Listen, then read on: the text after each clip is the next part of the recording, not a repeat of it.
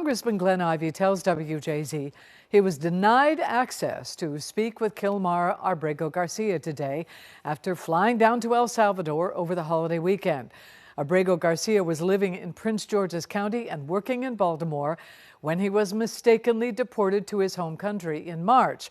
WJZ is live at 11. Tara Lynch spoke exclusively one-on-one with Congressman Ivey over the phone. So, Tara, I guess the congressman says he was not allowed inside the prison. What does he do now?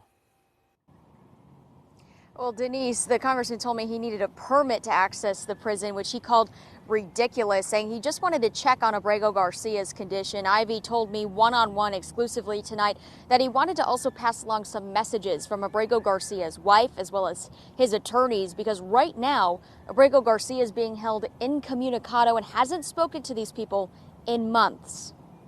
We were trying to meet with Kilmar. And that did not come together. I was frankly very angry about it. Congressman Glenn Ivey was in El Salvador for 3 days with the goal of meeting with Kilmar Abrego Garcia, the man who was living in Prince George's County and mistakenly deported earlier this year.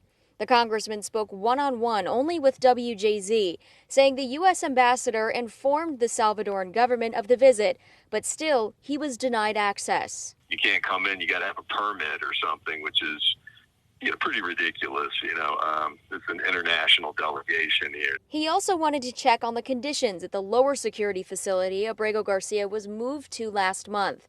Ivey says he wants to see how American tax dollars are being used to house these deportees in the contract between the U.S. and El Salvador. Congress doesn't even have access to that information yet. At least, Democrats don't.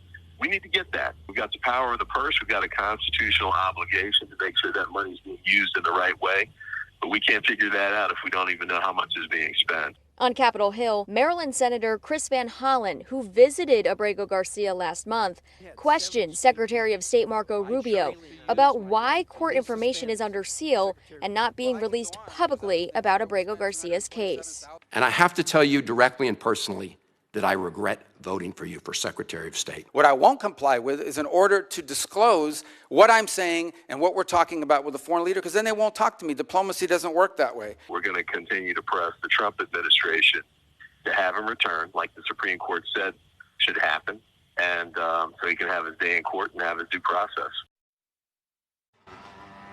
Now, the Maryland federal judge who is overseeing Abrego Garcia's case has set a myriad of deadlines between now and August, and what's really shaping up to be a very complicated legal situation. It's not going to end very quickly like the judge initially wanted it to.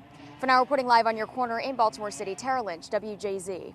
Certainly doesn't look that way. Thank you, Tara. Well,